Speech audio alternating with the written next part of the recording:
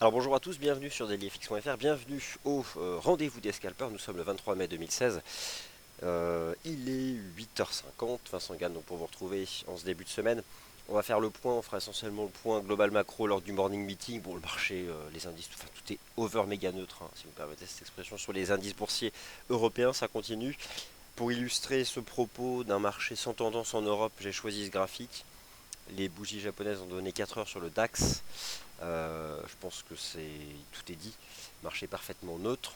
Le RSI H4 l'illustre bien, on oscille autour de 50. Par contre, justement, on a dans cette phase de compression de plus en plus étroite des niveaux, notamment deux, qui permettent de mettre en place plutôt des stratégies de day swing trading qu'autre chose.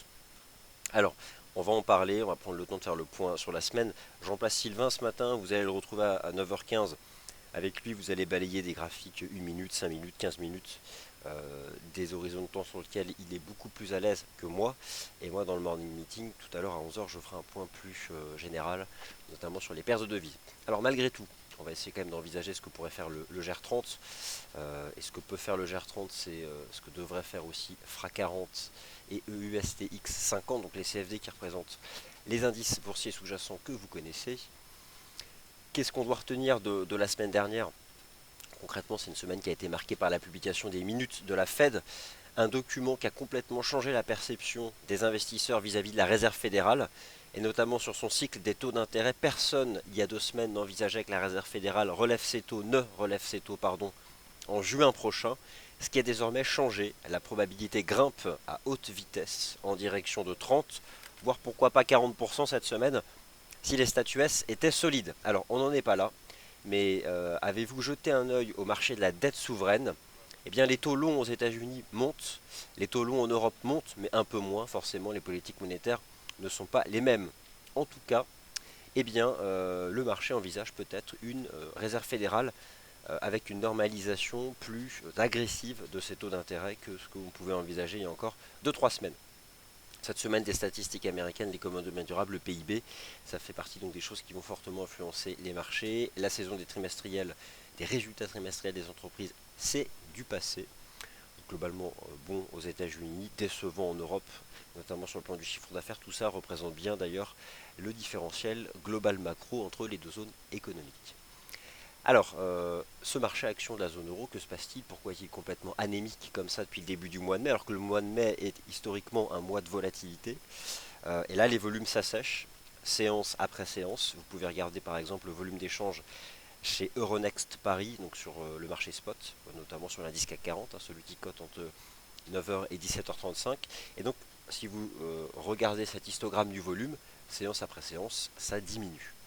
Alors, c'est pas forcément la réserve fédérale qui est la source de cette baisse du volume d'échange, c'est probablement en Europe la perspective donc du référendum au Royaume-Uni qui est dans un mois et qui probablement eh bien,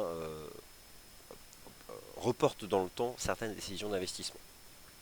Voilà, ça c'était pour l'introduction, maintenant on va regarder le graphique. Donc le GR30 en donné 4 heures, une structure technique hyper limpide.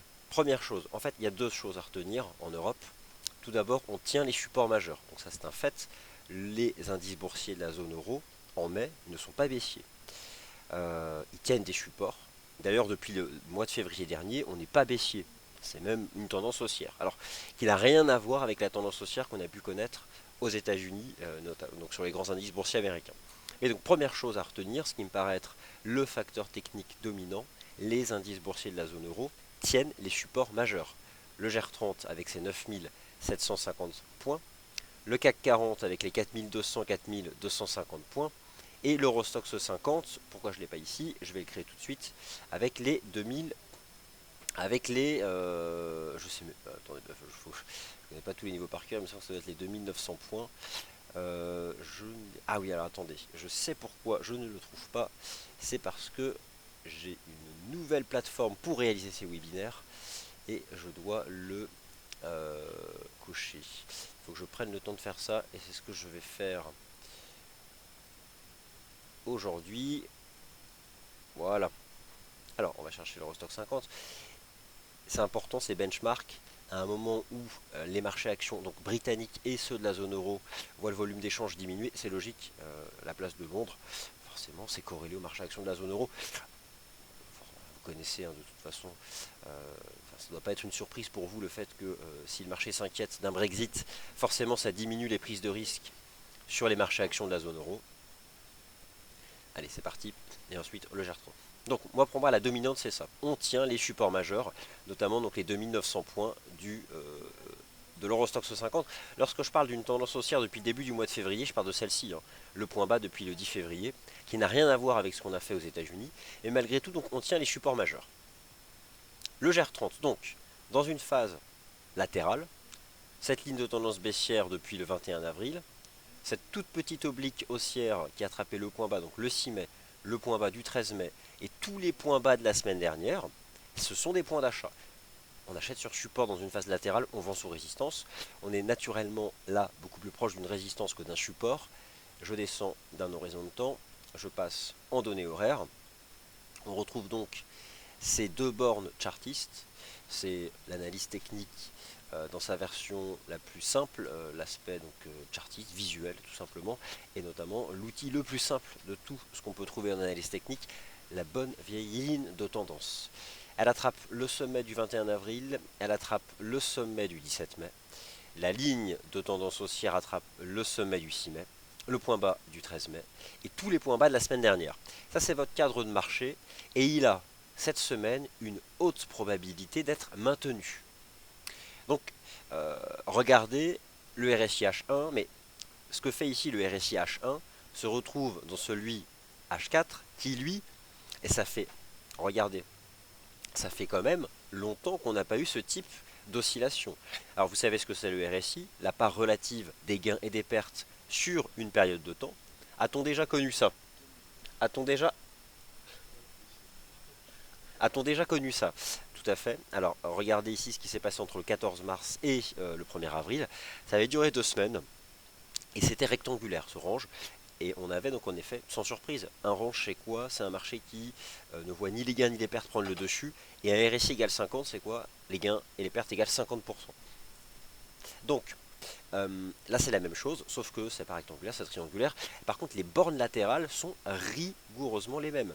9750, 9750, 10109, 10109. Donc, c'est un cadre de marché déjà connu. Alors, on a rejeté sous résistance 2, deux fois déjà. Donc là, on est plus proche d'une résistance. Les moyennes mobiles 20 et 50 H4 n'ont plus aucun rôle. D'accord? Elles se sont mises à plat. On doit être à peu près dans cette phase-là de marché. Elles se mettent à peine à plat. Donc, il doit peut-être rester une ou deux séances, si cette situation devait se répéter, de range. Donc en horaire, attends, il est 8 heures, il est 9 heures, pardon, autant pour moi, il est 9 heures. Donc là j'ai une bougie horaire qui vient de clôturer. Avec cette mèche haute, c'est presque une shooting star, c'est donc plutôt baissier. Ok, ça c'est vraiment en horaire, mais alors, autant vous dire des breakouts dans des ranges. On a cette ligne de tendance, encadrant vraiment le marché en horaire. Bon, éventuellement quelque chose comme ça, je sais même pas. C'est vraiment du chartisme intraday.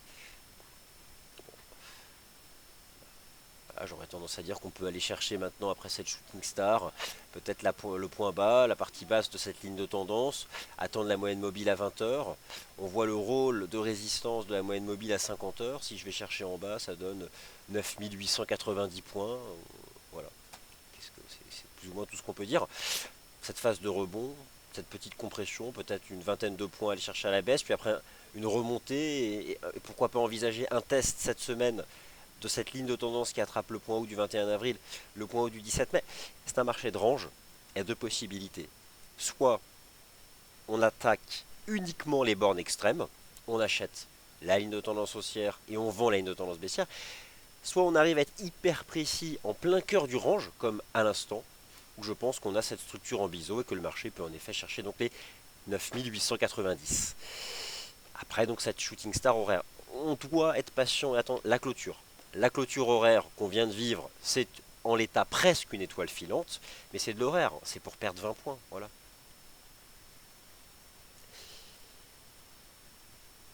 J'ai donc tenté là pendant un quart d'heure de vous rappeler le cadre de marché. en Europe. J'espère que c'est à peu près limpide ce que je vous ai dit. Je vous laisse dans 10 minutes entre les mains de Sylvain pour le Good Morning Euro-Dollar et peut-être en hyper intraday son avis plus avisé sur le GR30. Quant à moi, je vous retrouve à 11 heures pour quelque chose de plus long. Forcément, ça durera 1 heure, beaucoup plus complet, sur toutes les classes d'actifs et avec une réponse à toutes vos questions. Merci à tous et à tout à l'heure.